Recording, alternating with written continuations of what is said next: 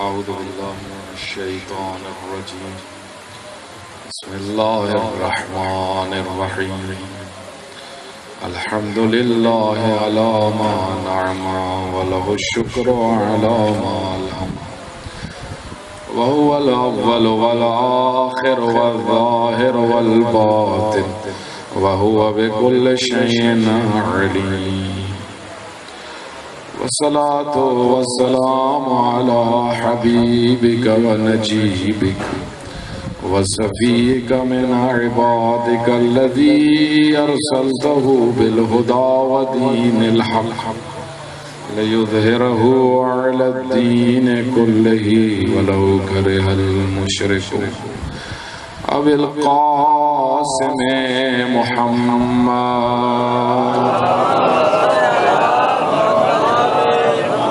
وآله الطيبين الطاهرين المعصومين المظلومين المقتولين الذين أذهب الله عنهم الرجس وطهرهم تطهيرا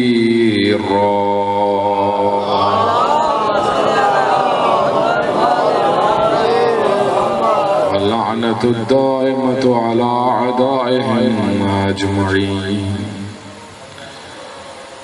قال الله تعالى في كتابه المجيد والفرقانه الحميد بسم الله الرحمن الرحيم ولا تركنوا إلى الذين ظلموا فتمسكم النار. صلوات پڑھ محمد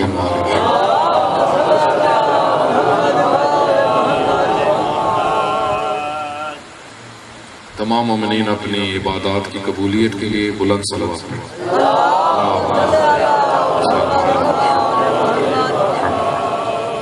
خداوند متعال تمام عزاداران سید الشہداء کی حفاظت فرمائے اور جہاں پر بھی ابھی تک جلوس جاری ہے خداوند متعال تمام مومنین کو شر شیاطین سے محفوظ فرمائے. سب مومنین اور عزاداروں کی حفاظت کے لیے ایک بلند صلوات.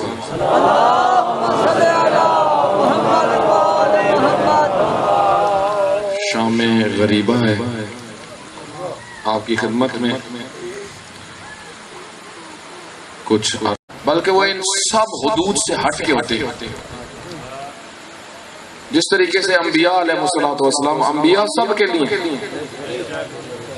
حضرت ابراہیم علیہ السلام جس ٹائم آگ ٹھنڈی ہوئی حضرت کا پیغام یونان تک پہنچا. پوری دنیا میں حضرت کا پیغام پہنچا کہ ایک مواحد تھا جس کو سارے علاقے نے مل کے جلانا چاہا لیکن جلا نہیں سکے. آگ سرد ہو گئی. تو اللہ نے پوری دنیا میں ایک پیغام پہنچایا. اللہ کا ایک سسٹم ہے, اللہ کا قانون ہے. اللہ نے پیغام پہنچانا ہے.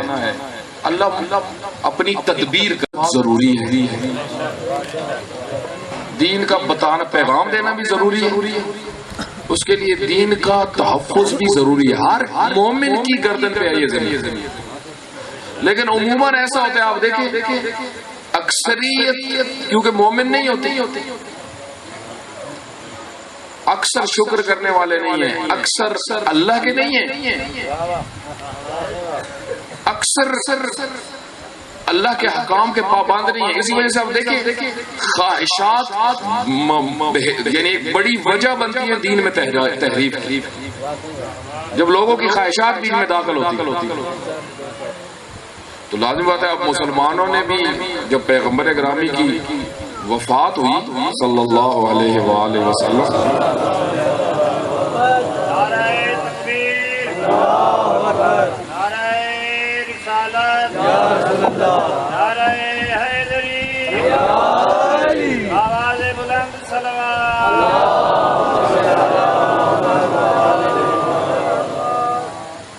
تو خواہشات تو ہیں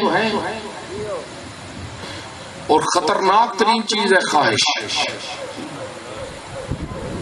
اتباع اتباع الہوا آپ احادیث میں دیکھیں، وہ چیز جس نے نسلوں کو برباد کیا، خواہشات کی پیروی۔ خواہشات کی پیروی بڑے بڑے جرم کرواتی ہے، بڑے جرم، دنیا پرستی جرم کرواتی ہے۔ اب دیکھیں لوگوں نے اپنی خواہشات پوری کرنے کے لیے بہت بڑے بڑے جرم کیے، تاریخ میں پر ہے، انبیاء کے قتل ہوئے۔ حضرت یحییٰ علیہ السلام کو امام نے ہر جگہ یاد کیا تاریخ میں۔ امام زین العابدین علیہ السلام فرماتے ہیں ہم اپنے بابا کے ساتھ تھے، جب بھی کسی جگہ پہ رکتے تھے ایک نبی کا ذکر حتمن ہوتا تھا، وہ حضرت یحییٰ تھے۔ کیونکہ حضرت یحییٰ کا سر جدا کیا گیا تھا، اور جدا کرنے کے بعد ایک فاحشہ کو تحفے کے طور پہ بھیجا گیا تھا، ایک فاحشہ کو، اور اسی فاحشہ کے حکم پہ ہی حضرت یحییٰ کا قتل ہوا تھا۔ بادشاہ نے کروایا تھا، اس کی وجہ یہ تھی کہ حضرت یحییٰ علیہ السلام سے وہ کہتا تھا کہ آپ اجازت دو میں اپنی بیٹی سے شادی کروں۔ حضرت نے فرمایا یہ نہیں ہو سکتا، تو اس کی جو بادشاہ کی بیوی تھی وہ خواہش میں آ گئی، اس نے اپنی بیٹی کو آمادہ کیا اور مل گئی اپنی بیٹی کے ساتھ، اور ایک دن اس کی بیٹی نے یہ کہا بادشاہ کو، جو اس کا باپ ہی تھا، کہ اگر تم نے مجھ سے شادی کرنی ہے تو ایک شرط ہو۔ بادشاہ میں بھی خواہش آ گئی تھی، اس نے کہا کیا شرط ہے؟ کہا یحییٰ کا سر لے کے۔ تاریخ میں موجود ہے کہ حضرت یحییٰ علیہ السلام کو بادشاہ کا قتل کرنے کا ارادہ نہیں تھا، لیکن اس کو اس خواہش نے آمادہ کیا کہ یہ کام تم نے کرنا ہے۔ تو خواہشات تو بڑے بڑے جرم کروائیں۔ خواہشات انسان کو فرعون بناتی ہے۔ انا ربکم الاعلی، میں تمہارا رب ہوں۔ خواہش، رب بننے کی خواہش۔ امام خمینی رحمۃ اللہ علیہ فرماتے ہیں ہر بندہ اگر اپنی تربیت نہ کرے وہ اصل میں فرعون ہے۔ جو انسان اپنی تربیت نہ کرے اصل میں وہ فرعون ہے۔ فرعون کو جگہ مل گئی تھی، بہت ساروں کو ملتی نہیں ہے۔ فرعون کو تو جگہ مل گئی تھی انا ربکم الاعلی کہنے کے لیے۔ فرماتے ہیں بہت سارے ایسے ہیں کہ جو چھپے ہوئے ہیں، اگر ان کو جگہ ملے تو وہ بھی یہ دعوے کریں گے۔ جو انسان بھی تربیت شدہ نہ ہو وہ خواہشات کا پیرو ہوتا ہے۔ خواہشات انسان کو ہر کام کرنے پر کی طرف لے جاتی ہیں، حتیٰ دین فروشی، حتیٰ دین میں تحریف۔ بنو امیہ نے پیسے کے ذریعے سے دین میں تحریف کروائی، پیسے کے ذریعے سے 70,000 ممبر رینٹ پہ لیا ہوا تھا۔ 70,000 ممبر کے خطیب رینٹ پہ خریدے ہوئے تھے، رینٹ جس طرح گاڑیاں لوگ رینٹ پہ خریدتے ہیں، رینٹ پہ کچھ ٹائم کے لیے، مکان رینٹ پہ ہوتے ہیں۔ 70,000 خطیب کو رینٹ ملتا تھا امیر المومنین کو گالیاں دینے کے۔ 70,000 ممبر، اس 70,000 ممبر سے جو تحریف ہوئی وہ کتنی خطرناک تحریف تھی۔ ایک صلوات پڑھیں محمد۔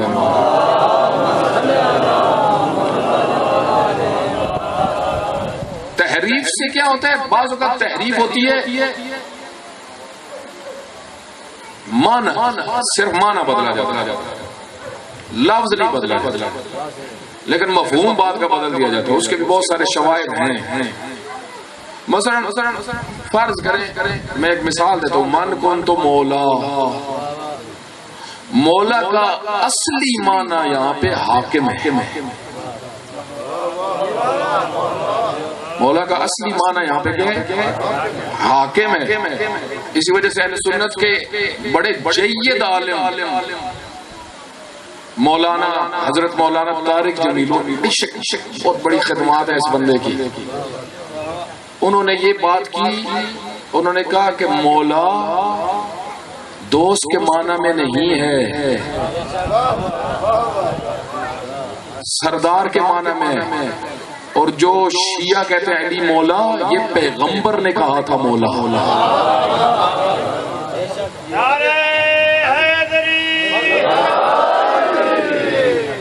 پہ انہوں نے یہ بات بھی اسٹوڈنٹس کو پڑھا رہے تھے، شاگردوں کو خاص کلاس پڑھا رہے تھے جس میں یہ تبصرہ وہ کر رہے تھے، علم حدیث کا یا ظاہراً درس ہو رہا تھا، تو انہوں نے جملہ انہوں نے کہا یہ بات شیعہ ٹھیک کہتی ہے۔ اب جب یہ بات ہے کہ شیعہ ٹھیک کہتے ہیں، اب ایک گروہ نے قسم اٹھا لی کہ مولانا طارق جمیل کو نہیں ماننا۔ کیوں بھائی؟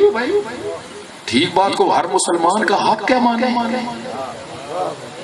اگر کسی میں کوئی غلطی ہو مانے، اگر کوئی تحریف کرے تو مانے کہ یہ غلط کام ہو رہا ہے۔ مثلا جس طرح بہت سارے خطیبوں نے، ذاکرین نے امام حسین علیہ السلام کی شخصیت میں تحریف کی ہے، بیچارہ حسین عام روٹین میں سارے سنتے ہیں، لاچار حسین، لاچار کا مطلب کیا ہے؟ جو کچھ نہ کر سکتا، لاچار حسین۔ تحریف ہوئی نا، سب کرتے، سب مسلمان تحریف کرتے ہیں، بڑے کم لوگ ہیں جو تحریف نہیں کرتے۔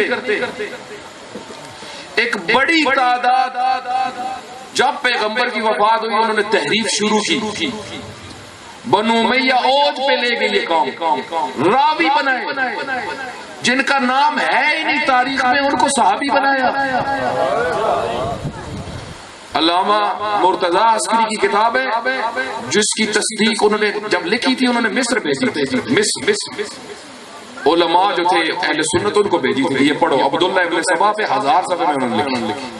وہ کہتے ہیں جب میں تحقیق کر رہا تھا تو میں نے 150 بندہ ایسا ڈھونڈا جو راوی ہیں حدیث کے لیکن تاریخ میں ان کا وجود نہیں، ان کا نام و نشان نہیں۔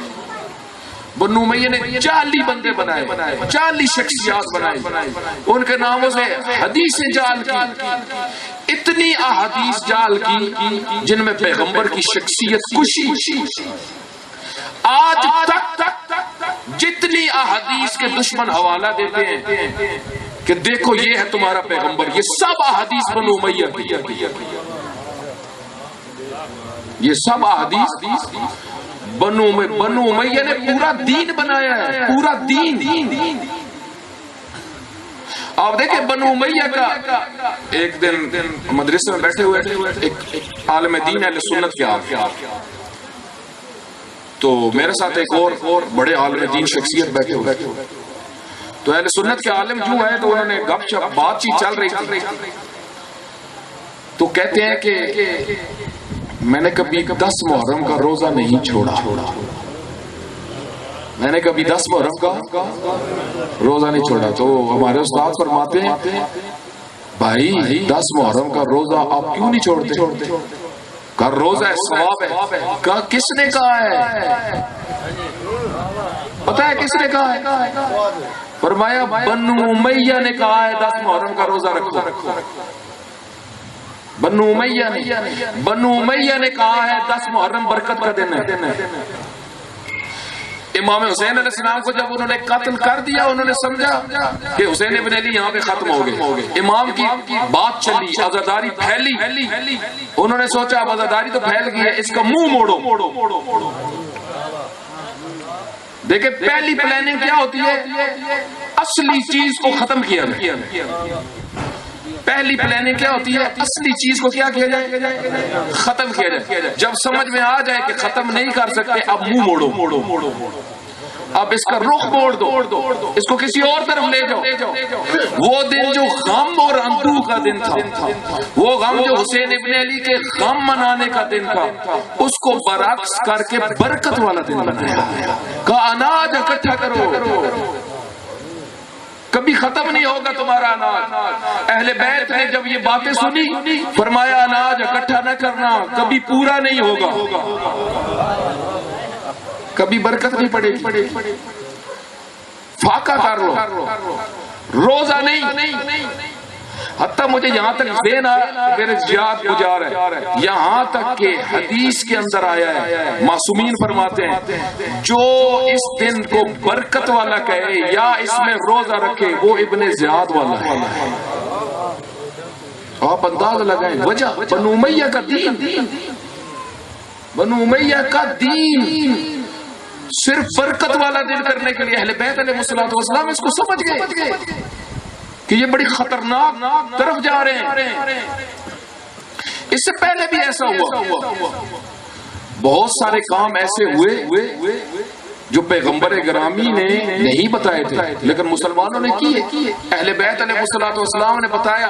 مثلا میں مثال دیتا ہوں آپ کو، اہل سنت کا ایک بہت بڑا رائٹر ہے، اہل سنت جا کے اگر کوئی بیٹھے خود تحقیق کر سکتے ہیں، جو سن رہے ہیں میڈیا پہ وہ بھی تحقیق کر سکتے ہیں۔ فخر الدین رازی اہل سنت کا ٹاپ کا رائٹر،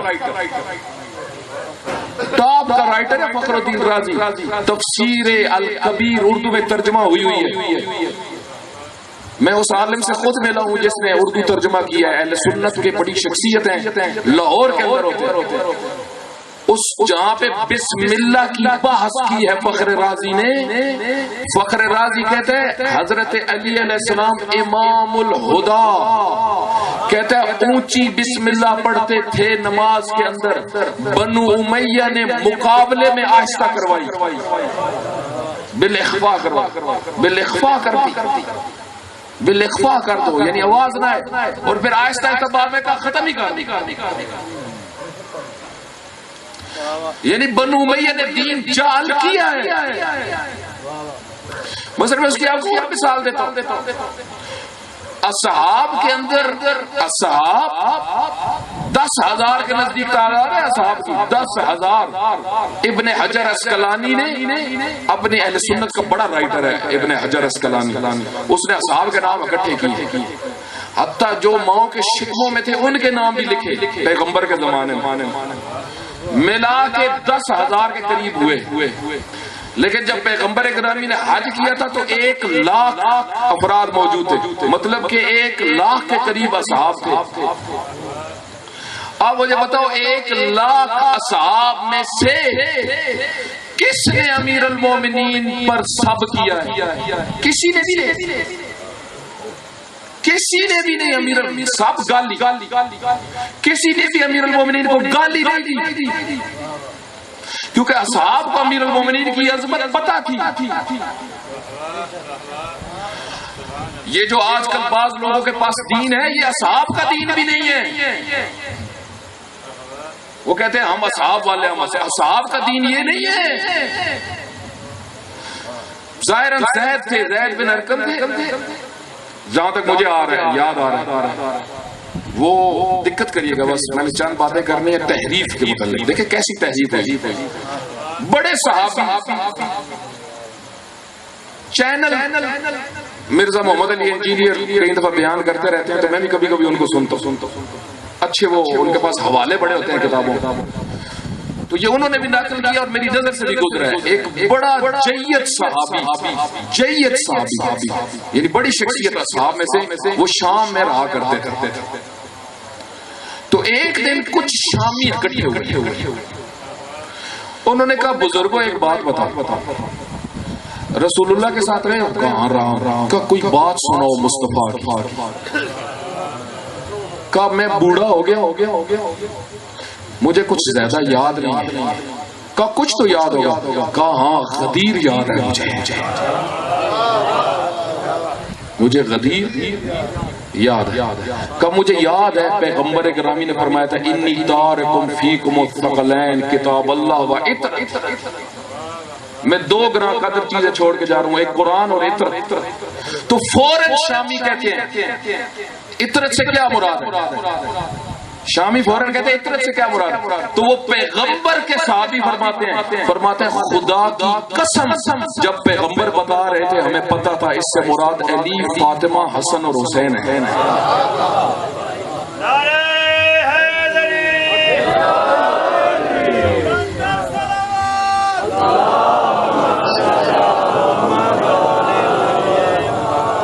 کہا ہمیں پتا تھا عطرت سے یہ مراد ہے۔ تو بنو امیہ نے تحریف کی ہے، خطرناک حد تک موڑنے کی کوشش کی۔ سید الشہداء نے جہاں پہ سٹیپ اٹھایا آپ دیکھیں وہاں پہ اس مسئلے کی حساسیت دیکھیں.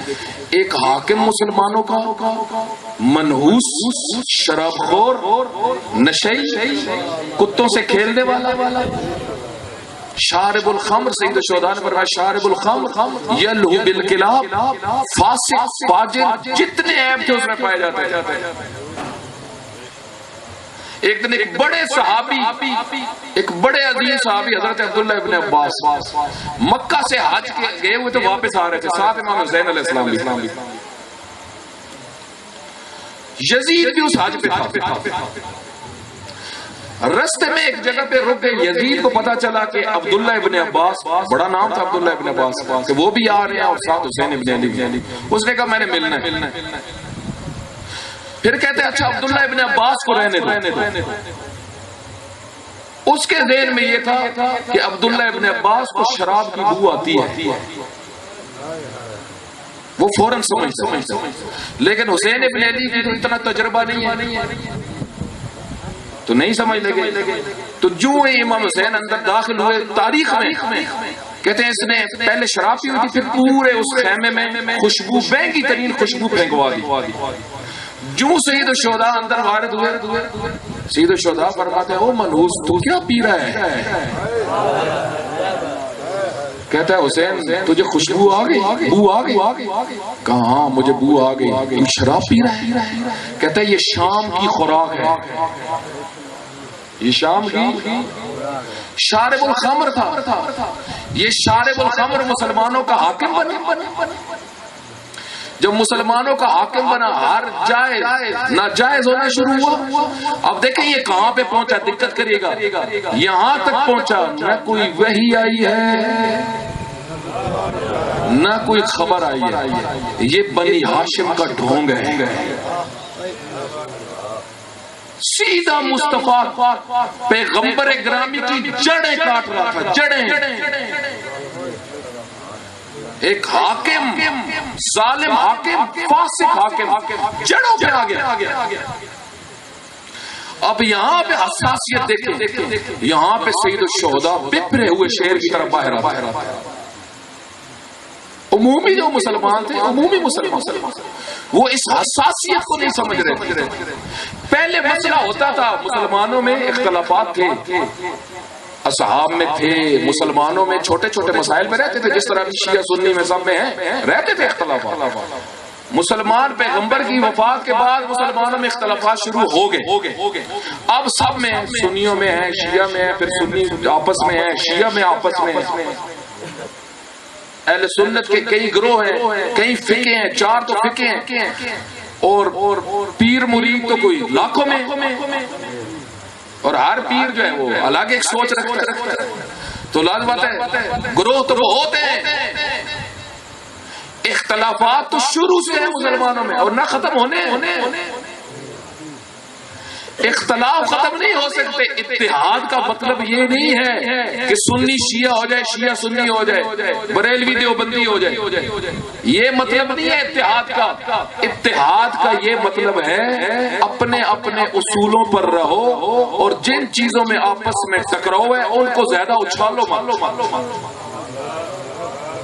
اتحاد یعنی جن چیزوں میں اختلاف ہے, مثلا اتفاق کن چیزوں میں, ہماری کتاب قرآن, سب کے قرآن, شیعہ بھی اسی قرآن کے قائل ہیں جس کے اہل سنت قائل. کچھ لوگ جہاں پتہ پروپیگنڈا کیا ہوا ہے, لیکن یہ پروپیگنڈا 2020 میں کامیاب نہیں ہو سکتا. ابھی نسل پڑ گئی. وہ یہ تھا کہ شیعہ کا 40 سپاروں والا قرآن ہے. یہ باتیں پرانے زمانے کی تھی, البتہ کچھ ابھی بھی ہیں 200 سال پرانے. بھی نازل نہیں ہوا, یہ بھی پتہ ہونا چاہیے. ایک صلوات پڑھیں محمد بہرحال یعنی ابھی تک ہیں ایسے ہی. مثلا خود شیعہ بہت ساری اہل سنت کی چیزوں کو نہیں جانتے, ایک دوسرے کے بارے میں پروپیگنڈے ہیں, صرف پروپیگنڈے. وہ ایسا کرتے ہیں, ہم ایسا کرتے ہیں. اب دیکھیں یہ فضا دشمن نے بنائی ہوئی ہے, ورنہ ہمارا قرآن ایک رسول اللہ کو ہم مانتے ہیں, اہل بیت کو سب مانتے ہیں. پاکستان کی سرزمین کے خمیر میں حب اہل بیت ہے.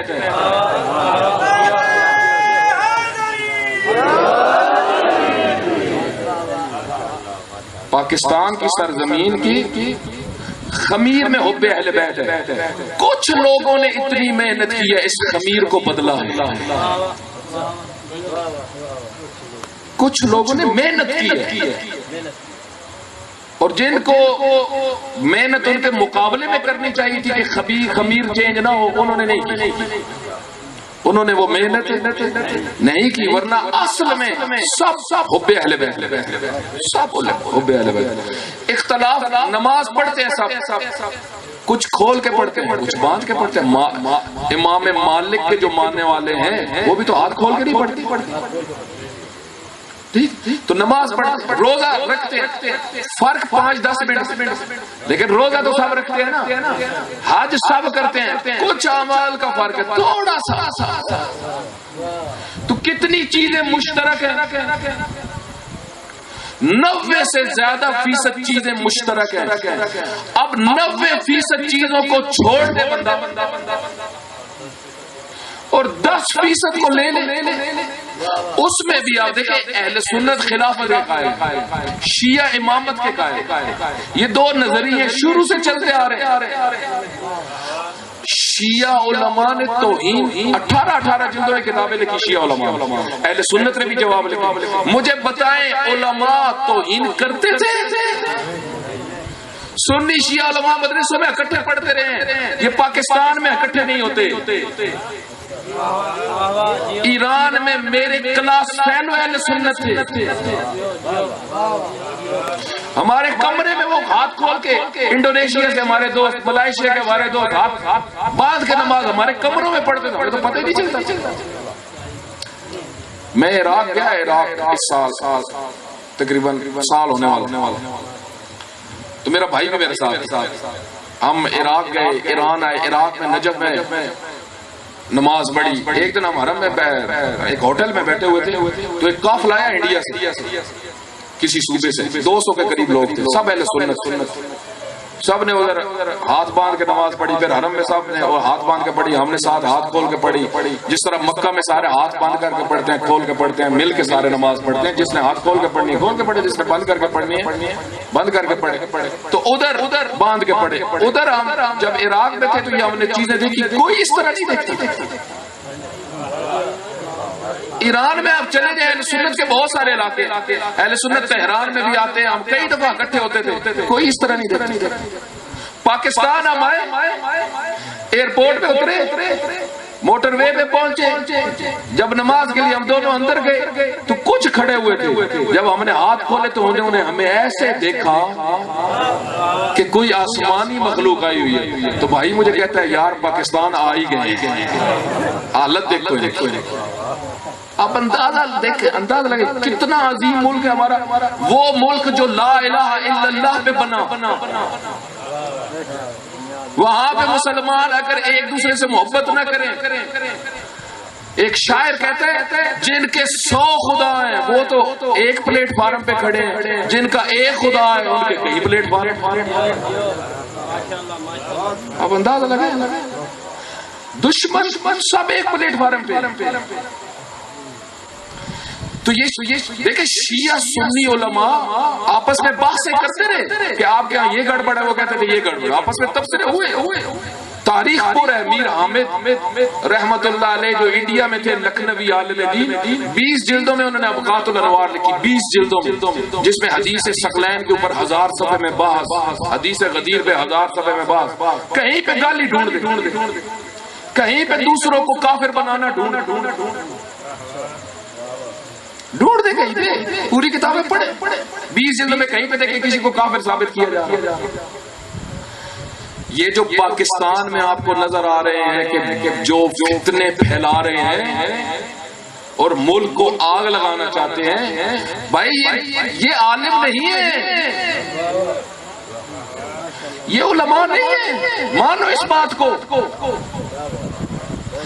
مجھے بتائیں، میں سوال کرتا ہوں، شیعہ کا مرکز کون سا ہے؟ شیعہ کا مرکز ایران ہے، عراق. ایسے ہی ہے. مرکزیت تشیع کی نجف اور قوم. ٹھیک ہے، یہ مرکزیت ہے تشیع. کوئی مسئلہ بھی ہو کسی شیعہ کو تو سب سے پہلے تو مرکز کا مطلب یہ ہوتا ہے کہ تشیع کے لیے کا دفاع کرنا. مرکز کا کام یہ ہوتا ہے پوری دنیا پہ کہیں بھی تشیع ہے اس کا دفاع کرنا. ہم اگر پاکستان میں بھی رہتے ہیں, ہمارا ملک پاکستان ہے, ہم ادھر پیدا ہوئے ہیں, ہم پاکستانی ہیں, لیکن مرکز تو ممکن ہے. مثلا پیغمبر گرامی جب مدینہ میں رہتے تھے تو مرکز مدینہ تھا, تو جو خراسان میں رہتے تھے کیا رسول اللہ ان کے نہیں تھے؟ اسلام میں 4 دیواریاں نہیں ہیں. کہتے نہیں ہے سعودیہ ہمارا مرکز, تو سعودیہ پاکستان تو نہیں. ایک بڑی تعداد پاکستانی کہتے ہیں نا ہمارا مرکز مکہ مدینہ ہے. ہمارا بھی مرکز ہے مکہ اور مدینہ. شیعہ کا بھی مرکز ہے مکہ اور مدینہ. کس کا نہیں ہے مجھے بتائیں. اب ایک شیعہ اگر غلط تقریر کرتا ہے اس کو پناہ چاہیے, فرض کریں تو پناہ تو اس کو اس ملک کو دینی چاہیے جو ان کا مرکز ہے. تو یہ بھاگ کے انگلینڈ کیوں جاتے ہیں؟ سارے انگلینڈ کیوں جا رہے ہیں؟ تو سوچنے والی بات ہے نا. اس کی وجہ میں آپ کو بتاتا ہوں. 2 سال پہلے ایک پاکستان میں خطیب ہے جو ایک مجلس کا 1 لاکھ روپیہ لیتا ہے. اس کو کسی پاکستانی نے کہا کہ ہم تمہیں کربلا میں 1 کروڑ روپیہ دیں گے, تم نے حرم میں پڑھنا ہے اشرے. وہ بڑا خوش ہو گیا, وہ چلا گیا وہاں پہ پڑھنے کے لیے. دوسری یا تیسری مجلس لوگ بڑی واہ داد دے رہے تھے, تو وہاں پہ ایک عراقی شیعہ کھڑا ہوا تھا پولیس والا. اس نے کہا یار یہ واہ تو بڑی کرتے ہیں, ذرا مجھے بتاؤ تو صحیح یہ پڑھتا کیا ہے؟ شیعہ عراقی شیعہ پوچھ رہے ہیں, ذرا بتاؤ تو صحیح یہ پڑھتا کیا؟ ایک نے ترجمہ عربی میں اس کو کر کے دیا, یہ پڑھ رہے. اس نے فوراً اوپر آرڈر بھیجا, اس نے کہا اس کو اٹھاؤ جیل پھینکو. یقین کریں اس کو جیل میں ڈال دیا گیا 4 5 محرم. عراقی حکومت کے پاس پوری دنیا سے شیعہ کہیں چھوڑو, انہوں نے کہا یہ تو کافر ہے, علی اللہ کا قائل ہے, یہ شیعہ کہاں ہے؟ بعد میں کچھ بزرگوں نے عراق میں جو پاکستانی تھے انہوں نے بڑی مشکل سے اس کو نکلوا کے پاکستان بھیجا. ادھر پھر دندلاتا پھر رہا, ادھر کسی کو ٹینشن نہیں ہے,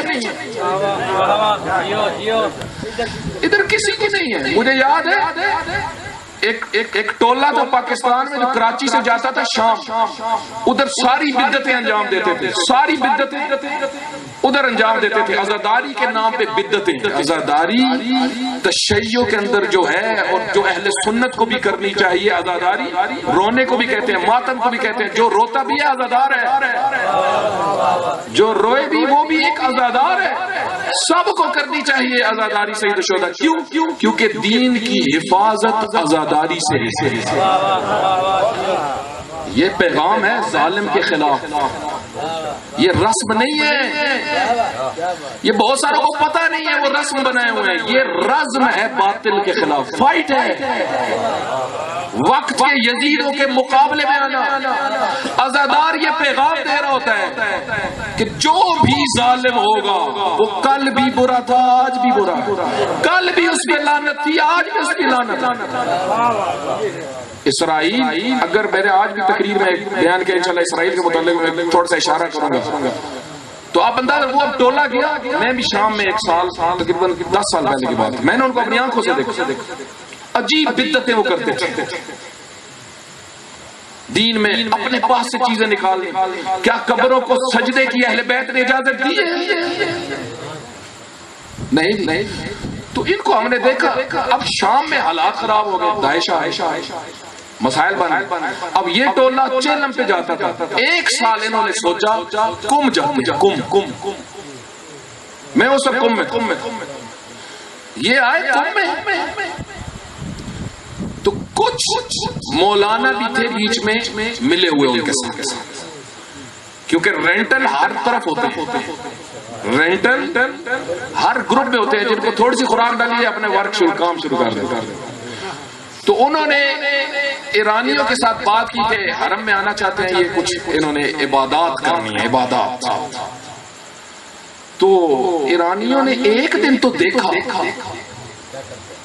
کر کیا رہے ہیں؟ انہوں نے تقریر شکریر لکھوائی، کچھ اور باتیں لکھوائی، اگلے دن انہوں نے کہا بھائی جی آخری دن ہے ادھر تمہارا، آخری دن۔ حقیقت میں آپ کو بتا، اس کے بعد نظر نہ آنا ادھر، یہ تشیع نہیں ہے جو تم کر رہے ہو۔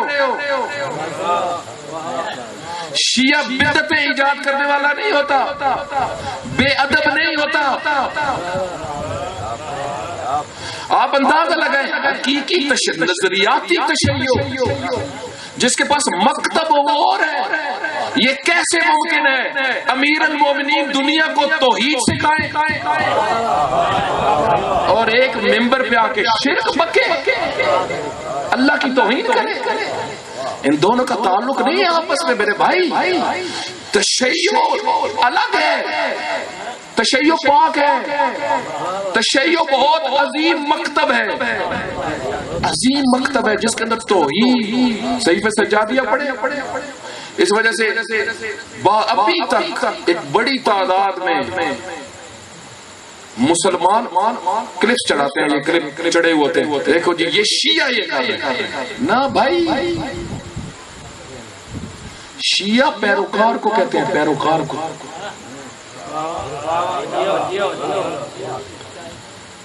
حضرت کا اب تو میں کو اپنے پاس سے بات نہیں کر رہا، جو مجھ سے پوچھے گا میں اس کو دکھا دوں گا۔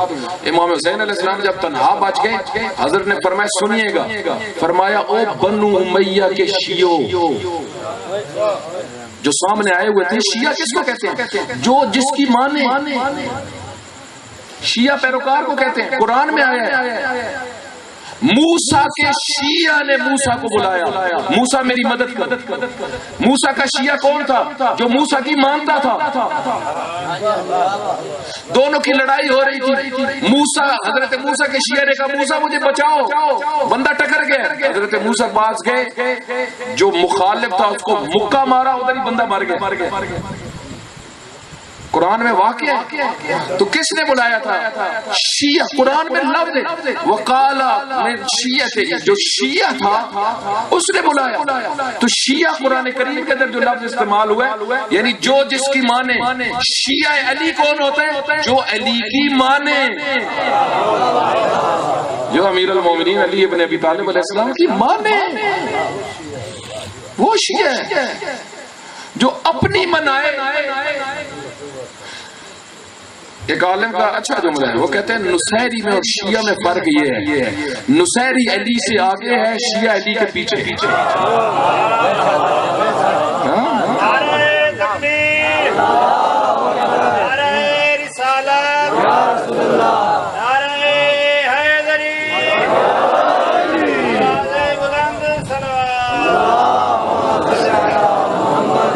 بس میرے بھائی میں شام غریبہ اختتام کروں بحث کا۔ مکتب میں تحریف جب شروع ہوئی تو مسلمانوں کو اس وقت سے حساس ہو جانا چاہیے تھا، لیکن بات بہت خطرناک مرحلے تک چلی گئی۔ اب کوئی خبر نہیں آئی، یہ کہنا شروع کیا اس نے۔ یہاں پہ سید الشہداء نے پتہ ہے کون سا کام کیا؟ بچالوں والا کام نہیں کیا، لاچاروں والا کام نہیں کیا۔ یہاں پہ سید الشہداء نے یزید کا گلا دبایا تاکہ اس کی سانس نہ نکلے۔ اس کی میں آپ کو مثال دیتا ہوں، بڑی پیاری مثال، میں نے اپنی آنکھوں سے دیکھا۔ شیر دیکھیں، اللہ کی حدیں، دین اللہ کی، بس آخری جملے، دین اللہ کی حدیں، حدود اللہ۔ سید الشہداء جو فرماتے تھے یہ اللہ کی حدوں کو توڑ رہا ہے، اللہ کی حدوں کو۔ آپ عاشورہ کا خطبہ پڑھیں، امام حسین علیہ السلام کا، فرماتے تھے ایھا العصاة والطغاة، او آسیو، او طاغوتو، حدوں کو توڑنے والوں۔ کئی جگہ پہ یہ خطبے میں استعمال ہوا، او طغاة، او حدوں کو توڑنے والوں۔ میری حد سمجھتے ہو میں کون ہے؟ میرا پتہ ہے میں کون ہوں؟ تو اللہ نے اپنی حدود کی حفاظت کے لیے اہل بیت کو اور جو اہل بیت کے وارث علماء ہیں، وارث جو بھی مکتب اسلام کے وارث دیانتدار علماء، دیانتدار امین، وہ وارث ہے پیغمبر گرامی، ان کو بارڈر کی حفاظت کے لیے رکھا۔ اس کی میں مثال آپ کو دیتا ہوں، امام حسین علیہ السلام نے یزید کے ساتھ کیا کیا؟ یزید کچھ نہیں کر سکا، اگر کچھ کر لیا ہوتا تو وہ ختم نہ ہوتا، سب کچھ تو امام حسین نے کیا۔ کوئی سمجھنے والا ہو تو آج جو ہم بیٹھے ہوئے ہیں امام حسین کے لیے بیٹھے ہوئے ہیں یا اس دشمن خدا کے لیے؟ امام حسین علیہ السلام کے لیے بیٹھے ہوئے ہیں۔ اس کا مطلب ہے امام حسین علیہ السلام نے کچھ کیا ہے، اس نے کچھ نہیں کیا۔ جو پوری دنیا امام حسین کو یاد کر رہی ہے، اس کا مطلب اصل کام امام نے کیا ہے۔ تو وہ شیر کی فلم لگی ہوئی تھی، شیر کی زندگی میں دیکھ رہا، شیر کچھ دنوں میں وہ دکھا رہے تھے جب اس کے خاندان میں کچھ مسائل آتے ہیں تو وہ اپنی ایک لائن مشخص کرتا ہے۔ یہ میں اپنی آنکھ سے لائن، اس لائن کو کہتے ہیں، انہوں نے دکھایا باقاعدہ کہ جو اس لائن کو کراس کرتا ہے وہ اس کو چھوڑتا نہیں۔ وہ دکھا رہے تھے ایک جانور تھا، کتا نمائی، کتے کی طرح ایک جانور تھا، وہ انہوں نے باقاعدہ دکھایا کہ جب شیر کی حد میں اس نے ایک ٹانگ رکھی، شیر نے اس کو ادھر سے پکڑا،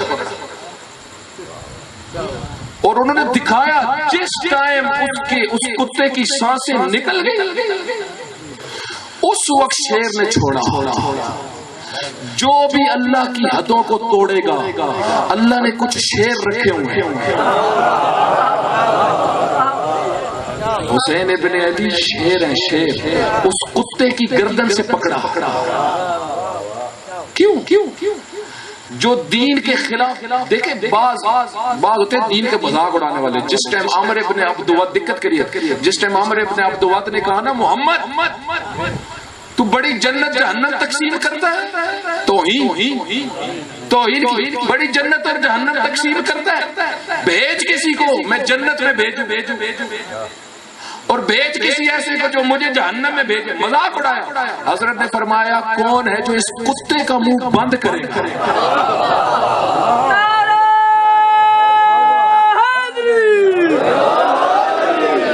تو کس نے بند کیا؟ کس نے بند کیا؟ دیکھیں اللہ نے شیر رکھے ہوئے، اللہ نے شیر رکھے ہوئے۔ تو امام حسین علیہ السلام شیر تھے۔ آپ حضرت کا جب حضرت اکیلے لڑ رہے تھے، مقتل پڑے، مقتل۔ ایک شخص کہتا ہے میں نے آخری لمحوں میں حسین ابن علی کو دیکھا، حسین ابن علی کے چہرے پہ بہت نورانیت تھی، عظمت۔ ڈرتا وہ ہے جو مجبوری سے آیا ہو، جو خود آیا ہو وہ بیچارہ نہیں ہوتا، وہ تو لوگوں کو راہ دکھاتا ہے۔ ادھر آؤ، اگر مجھے پریشان ہو ادھر اس راہ پہ چلو، خون دے دو، ذلت نہیں، ذلت نہیں۔ بہت عظیم خاندان تھا جتنی اللہ نے ان کو فضیلت دی، اتنی مصیبت دی، بڑی مصیبتیں ہیں۔ کس مصیبت پہ روئے انسان اور کتنا روئے، ہم تو رو بھی نہیں سکتے۔ اور اگر رو بھی لیں، کسی نے امام کے سامنے، امام چہاروں کے سامنے بات کی، گریے کی اہل بیت پر جو ظلم ہوا، حضرت فرماتے ہیں یاد رکھو اگر رو رو کے دریا بھی بن جائے نا، وہ ایک اس تماچے کے برابر نہیں ہے جو سکینہ کے چہرے پہ لگا ہے۔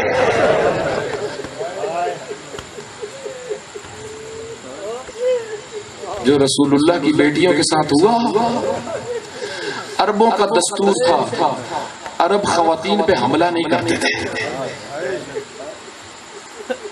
سید الشہداء علیہ السلام، مقتل کے جملے ہیں، سید الشہداء علیہ السلام پانی کے پاس پہنچے، سید الشہداء کو اپنی بہنوں کی بڑی قدر تھی،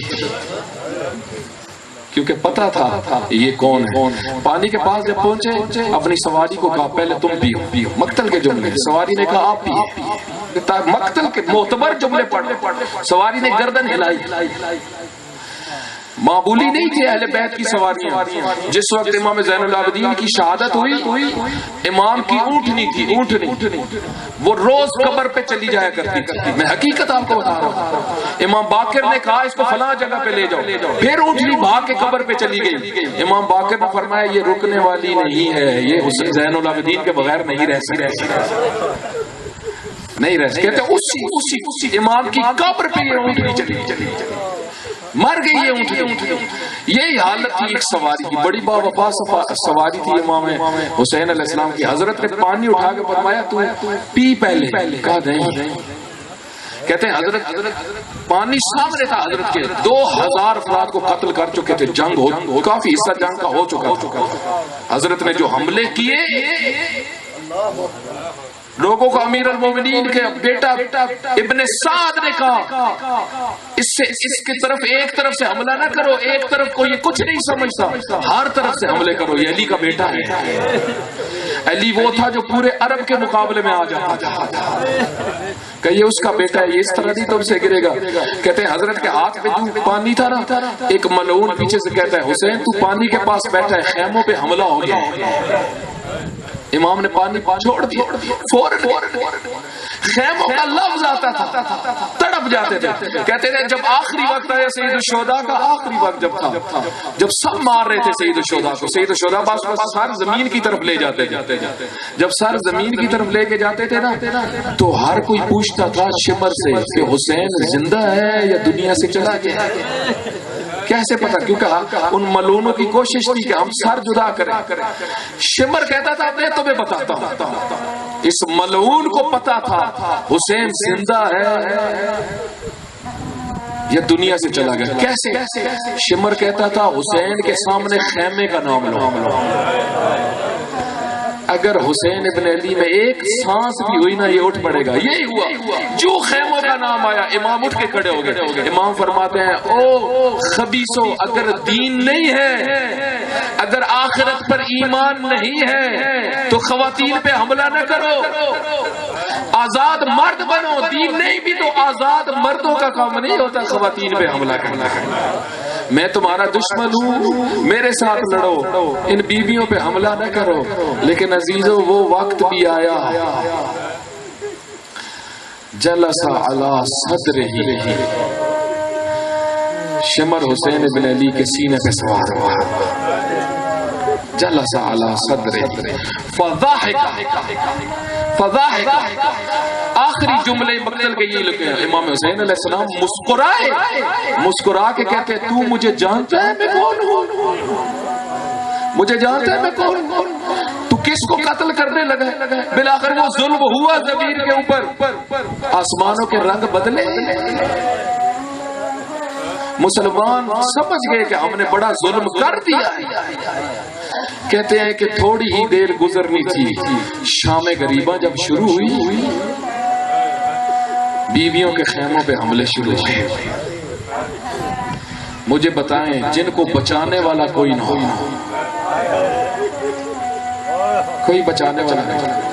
مقتل کے جملے ہیں. حضرت ام کلثوم نے جب خطبہ دیا کوفہ میں فرماتی ہیں کتنے ہی تھے جو گھوڑوں کی ٹاپوں کے نیچے آگے مار گئے. کتنے ہی تھے جن کو خیموں کو جب آگ لگی تو جل کے مر گئے. اولاد علی امیر المومنین کے پوتے اولاد کافی سارے بچے تھے.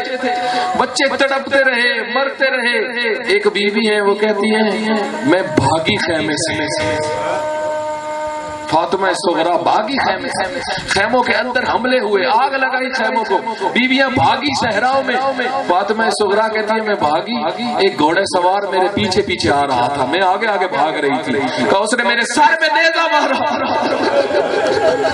جب میرے سر پہ نیزہ مارا, نیزے کا لگنا تھا میں زمین پہ منہ کے بل گری. جب زمین پہ گری مجھے غش آ گیا. تھوڑی دیر بعد میں نے دیکھا میری پھپھی میرے پاس کھڑی تھی, زینب کبریٰ مجھے ہلا کے کہتی ہے فاطمہ اٹھ فاطمہ. کہا میں اٹھی, میں نے سر پہ ہاتھ رکھا, میں نے کہا پھپھی چادر نہیں ہے. کہا میری بھی چادر نہیں ہے. میری بھی چاہت نہیں سنے گی جملہ. کہتے ہیں پہلا مسئلہ جو زین العابدین سے پوچھا گیا پتہ ہے کون؟ جب آگ لگی نا خیمے کو، زینب کبریٰ پوچھتی ہیں زین العابدین یہ بتا خیمے میں جل کے مر جائیں یا نکل جائیں؟ کیوں پوچھا یہ؟ ایک عالم پڑھ رہے تھے، اس کی وجہ یہ تھی کیونکہ زینب کبریٰ کو پتا تھا جل کے مر جانا آسان ہے، بے پردہ نکلنا مشکل ہے. امام نے فرمایا علیکن بالفرار، نکل جاؤ سب خواتین. لیکن مجھے بتاؤ اب زینب کبریٰ نکل تو گئی، خیمے کو لگی ہوئی تھی آگ. مجھے بتائیں جب خیمے کو لگی ہوئی تھی آگ تو ایک تھا جو خیمے کے اندر تھا، وہ جو خیمے کے اندر تھا وہ مریض تھا. اسی وجہ سے حمید ابن مسلم کہتا ہے میں دور سے دیکھ رہا تھا ایک بیوی خیمے سے نکلتی تھی پھر خیمے میں آتی تھی، پھر خیمے سے نکلتی تھی پھر خیمے میں جاتی تھی. کب میں نے یہ سوچا لگتا ہے اس کی کوئی قیمتی چیز ہے. کب میں یہی سوچ رہا تھا میں نے تھوڑی دیر بعد دیکھا ایک جوان کو اپنے کندھے پہ اٹھایا، کمر پہ اٹھایا. یہی کہہ رہی تھی حسین تو چلا گیا ہے، تیری نشانی میں لے کے جا رہی ہوں. بس میرے آخری جملے، جب رات ہوئی آخری جملے، جب رات کا اندھیرا ہوا نا سنیں گے، جب رات کا اندھیرا ہوا وہ اپنے بابا کی تلاش میں نکلی جو سینے پہ سویا کرتی تھی، جو سینے پہ سویا کرتی تھی وہ اپنے بابا کی تلاش میں نکلی. کہتے ہیں نکلی نا مقتل کے جملے، جب نکلی تو بہت ساری لاشیں پڑی ہوئی تھی، بہت ساری لاشیں. یہی کہہ رہی تھی بابا تو کدھر ہے، میں نے تیرے سینے پہ. اب اندازہ لگا شام غریب ہے، اپنا ذہن کربلا میں لے جاؤ.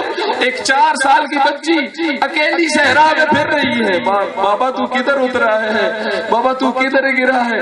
کہتے ہیں ایک لاش جس کا سر کٹا ہوا تھا، آواز آئی الیہ الیہ، ادھر آ جاؤ سکینہ تمہارا بابا ادھر ہے. اور کہتے ہیں حضرت سکینہ جب پاس پہنچی، مقتل کے جملے حضرت سکینہ فرماتی ہے مجھے بابا کے کٹے ہوئے سر سے آواز آئی. وہ کیا آواز تھی؟ اے سکینہ میرے شیعوں کو کہنا کاش تم کربلا میں ہوتے، کاش تم کربلا میں ہوتے، تم دیکھتے میں پانی مانگ رہا تھا حرملہ کا تیر جلا. پھر فرماتے ہیں ایسا کہنا شیعوں کو کہہ دینا جب بھی کوئی کسی ملک میں یا کہ دنیا کی کسی جگہ میں غریب الوطن ہو، اگر تمہیں خبر ملے وہ دنیا سے چلا گیا ہے، پہلے اس پر نہ رونا، پہلے مجھ پہ رونا. اور پھر آخری جو میرا جملہ فرماتے ہیں سکینہ میرے شیعوں کو کہنا جب بھی ٹھنڈا پانی پیو، جب بھی ٹھنڈا پانی پینا مجھے نہ بھولنا. سیعلم الذین.